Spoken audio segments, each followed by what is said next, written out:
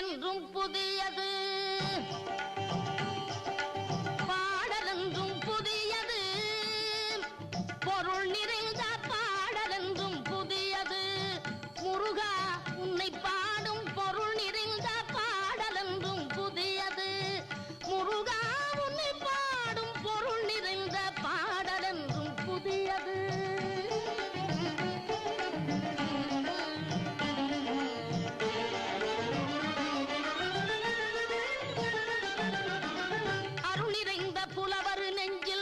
அமுதமென்னும் தமிழ் கொடுத்த பொருள் நிறைந்த பாடல் என்றும் புதியது.